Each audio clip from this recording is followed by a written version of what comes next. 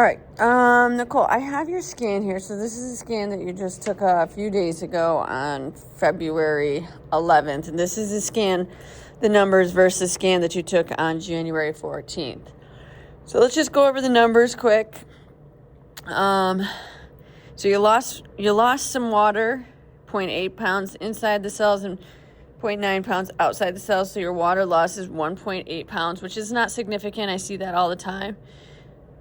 But you lost 0.6 pounds of dry lean mass. So you lost over half a pound of muscle, and that's not good. So that tells me you're definitely not getting the right amount of foods that you need to be, because you're losing muscle.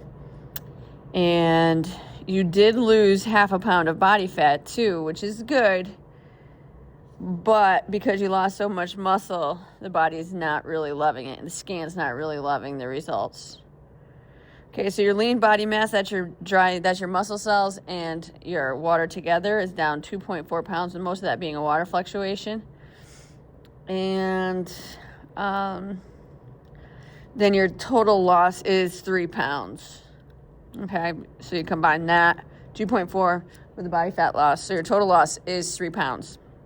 And you lost 1.1 pounds of skeletal muscle mass and half a pound of body fat. So of the 3 pounds, majority of it is water and skeletal muscle mass, which is not good. And because of that, your percent body fat actually went up. It was 49.6, and now it is 50.1. So your percent your percent of your body fat went up, even though you did lose some fat. Okay. Your ability to this is your muscle cells. So your ability to hold your body weight, we want these numbers, these lower numbers, to be over 100. Right arm, that decreased 3.1%, which we don't love. Left arm, not so bad, 0.8%. Core, 0.5. Your right leg went up in ability to support your body weight, also slightly, 0.3, and then your left leg stayed the same. So this is a normal fluctuation, considering you lost some skeletal muscle mass and you lost some dry muscle cells. So the scan was recommending that you lose 67.2 pounds of body fat, and that actually increased. Oops, didn't mean to do that.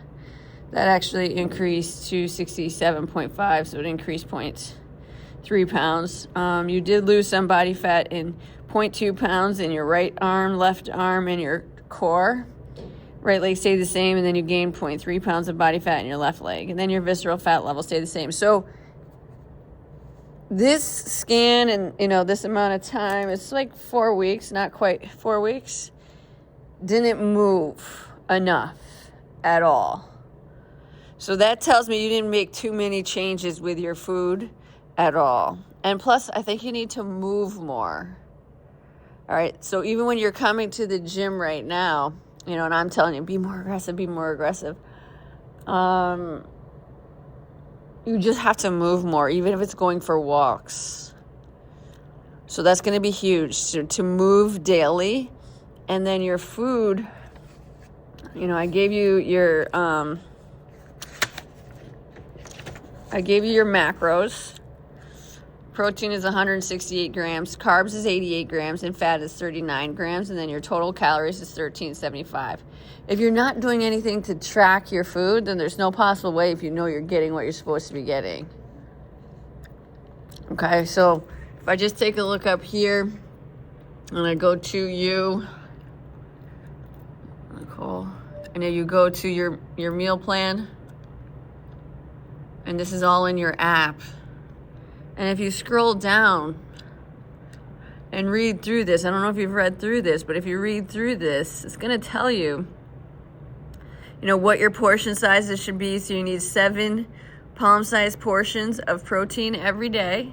So that's 2 to 3, it says it right here, 2 to 3 palms of 56 grams of protein per meal. Veggies, 4 to 6. 2 cupped handfuls of carbohydrates per day. So you can't even get carbs every meal.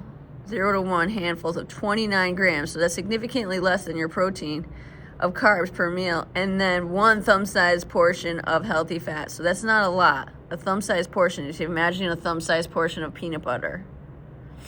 And that's 13 grams. So again, this is where you need to be eating to make the couple of the changes that we really need to see are definitely in this visceral fat level being very high at 23. This is the internal fat. This is the heart attack fat.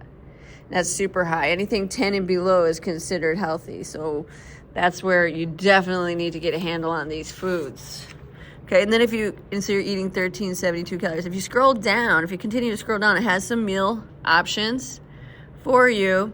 It tells you also how to read your food labels. I'm not sure if you're knowing how to do that quite yet. Let me know if you're not. And then tells you kind of like what things should look like. I like this chart too. This tells you exactly how many grams per 1 palm, per 1 cupped handful, per 1 thumb. And then there is a tracking page that you could use as well. So you might need to print that up. If you want me to print that up for you, I can. So definitely read through this a little bit more. Healthy proteins, not so healthy, and really unhealthy proteins. Same thing for your fats. Healthy, eat more, eat some not as healthy, and eat less. And then, did I say fats? I meant carbohydrates. And then for your fats, same thing. And then vegetables, you can eat as many as you want here. How to adjust. So I think we got to get some very serious with your daily food tracking of some kind in order for you to see the results that you need to see. So daily food tracking, we got to find out what works for you and what you will be able to sustain. I'm not sure if you're tracking like you need to be right now. So a little bit nervous about this. So let me know if you have questions and what we can do.